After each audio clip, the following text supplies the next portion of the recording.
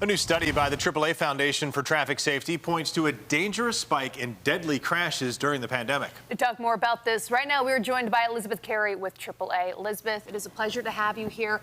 Tell us a little bit about this survey. What exactly did it look at? So researchers from the AAA Foundation took a look at all the fatal crash data that's come in since the pandemic. So they looked at information from May 2020 to December 2022 in that time period. And what they saw was a big spike in fatal crashes. Actually, numbers were up 17%, about 17,000 additional people killed on the roads than what would be expected in the trends leading up to the pandemic. Isn't it interesting that that's what the trends show? Because I feel like during the pandemic, were people driving more, or weren't they driving less because nothing was open, right? Yes, so they were driving less, and so you look at March and April, really a slowdown in traffic, but then May, June into the 2022 for that time frame, all of a sudden risky driving increased. People speeding, people using alcohol and getting behind the wheel, people not wearing their seatbelt. So there was a lot of social unrest at the time too. People were pent up from the pandemic. They get out there. These weren't crashes that were really taking place between 9 to 5 with commuters and congestion. It was really like late at night or early in the morning or in overnight hours.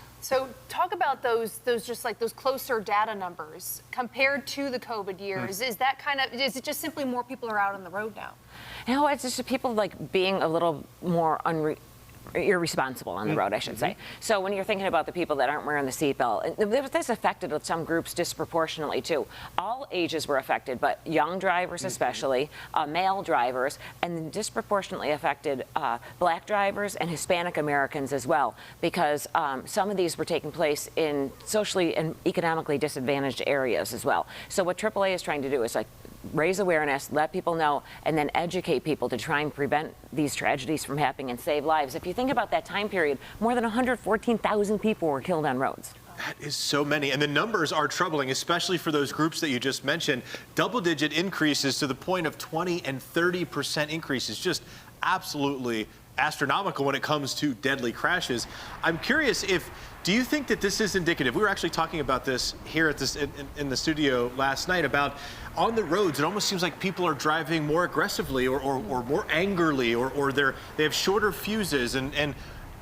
Are the numbers bearing it out? Because they're certainly bearing it out during these particular years. Right, and we have to see still what the data projects going forward, but what we're seeing on a regular basis is, one, a lot of fender bender crashes, even during daytime congestion, traffic time going to and from work with commuters, people looking at their phones, smashing right into the car in front of them, and the high tempers and the short fuses, like you mentioned. People want to get places faster. They're trying to multitask and do all these things, and we're still in the midst of the 100 deadliest days for teen drivers. So just a reminder to everyone to try and be careful out there. Take your time and make sure you're focusing on the task of driving. Elizabeth, if you can, maybe tell us what the AAA Foundation for Traffic Safety will now do with all of this data. Maybe put it towards another campaign or something like that. Yeah, they're actually working with a lot of government groups at the national level to try and make roads safer, first of all with infrastructure, but then also with education and other advocacy efforts. So hoping that this can take things and turn things around and make things safer for everyone. Yeah, really interesting numbers that you brought for us today, and hopefully they do turn around. So